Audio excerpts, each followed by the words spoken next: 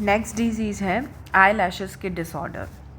Now as we see eyelids के disorder अपन ने पढ़ लिए, ये आई है आईलिड्स। नाउ आई लैशेस, ये जो सीलियाज होते हैं इसका जो इनवर्ड मूवमेंट हो जाए तो ये क्या करेंगे, कॉर्निया को रब करेंगे, that is known as trichiasis. तो अपनी डिजीज़ है ट्राइकियासिस, जिसमें नॉर्मल जो आई दिखती है उसमें ये सीलिया का जो ऐसे एक्सटर्नल रहता है, जबकि ये द सीलियाज मूव इनवर्ड, तो ये क्या कर रहे हैं, कॉर्निया को रब कर रहे हैं, वहाँ इरिटेशन कॉज कर रहे हैं, इस वजह से एक डिजीज़ हो जाएगी that is known as trichiasis.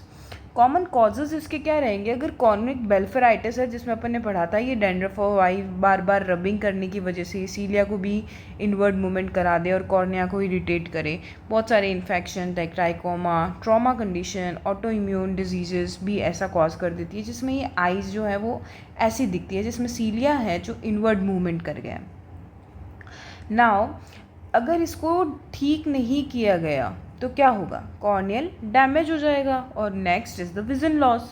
Now अगर अपन टाइप पढ़ते हैं तो ट्राइकियासिस का क्या टाइप हो सकता है, या तो वो आपको बर्थ से हो सकता है, या कोई ट्रॉमा इन्फेक्शन से कभी टाइम में हो सकता है, जनरलाइज रह सकता है। तो फर्स्ट इज कॉन्जेनाइटल यानी by birth, second acquired from the trauma and infection, and third is generalize trichiasis.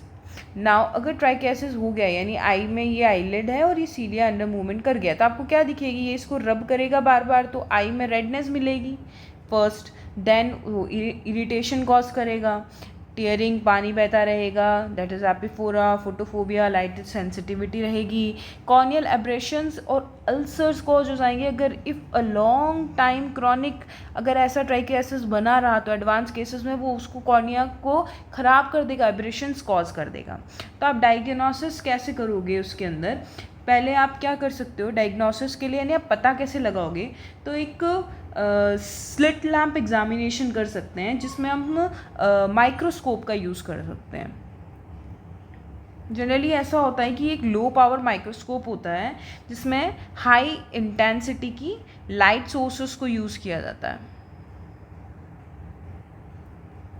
To examine in the I.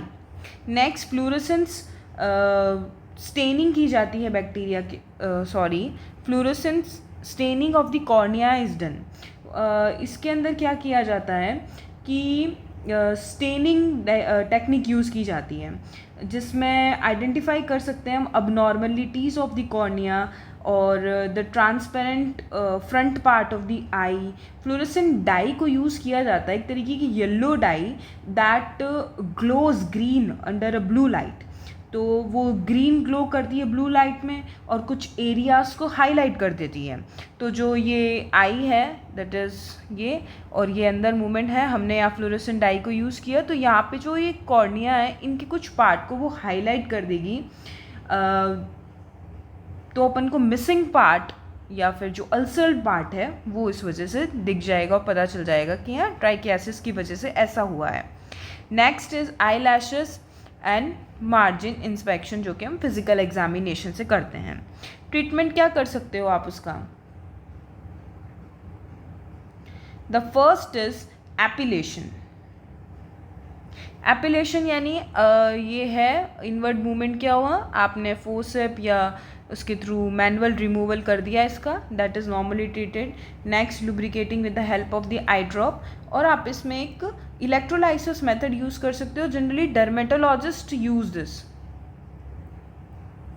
Dermatologist use this method to remove the cilia, and that is cryotherapy, यानी temperature को बहुत ज़्यादा minus में ले जाओ और नम कर दो, पेन कर दो, स्वेलिंग को कम कर दो, देन सीलिया को रिमूव कर दो।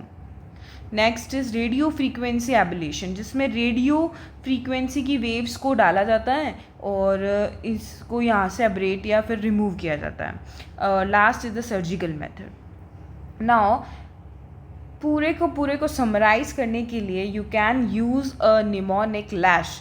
लैश को यूज़ करके आप क्या कर सकते हो, पूरे टॉपिक को एक समराइज़ कर सकते हो। यानी डायक्राइसिस में आपको क्या लिखना है, लास्ट इज लैश लिखना है, L4 लिख दो, that is the lashes are misdirected, abrasion हो जाएगा उसकी वजह से कॉर्निया में।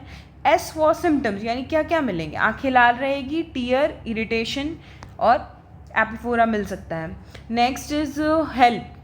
हेल्प आया, क्या करेंगे, ट्रीटमेंट। तो ट्रीटमेंट क्या दो, वो लिख दो आप इसमें एपिलेशन लिख सकते हैं, सर्जरी लिख सकते हैं, रेडियो फ्रीक्वेंसीज को यूज़ किया वो लिख सकते हैं, और इलेक्ट्रोलाइसिस को यूज़ किया वो लिख सकते हैं, या फिर आपने इसमें क्रायोथेरेपी को यूज़ किया।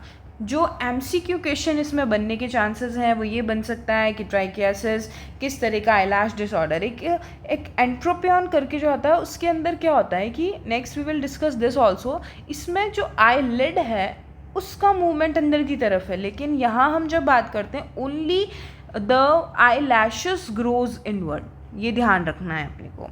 कॉजेज़ जितने भी आंखों की जो बेल्फराइटिस है, ट्राइकोमा था, वो इनको कॉज कर रहे थे, कॉर्नियल डैमेज ये करते ही हैं। सिंपल है कि बर्थ के टाइम हो गया तो कॉन्जेनाइटल, बाकी एक्वायर्ड हो गया। सिम्टम्स में आपको रब करते में जो दिखे, लाल हो गई आंखें, इरिटेशन, फॉरेन सेंसिटिविटी, एपिफोरा या फोटो सेंसिटिविटी, वो यहाँ मिलेगी। डायग्नोस करने के लिए आप लोग स्लिट लैम्प एग्जामिनेशन कर लो, जिसमें आप माइक्रोस्कोप का यूज़ करते हो, low power microscope with high light intensity sources.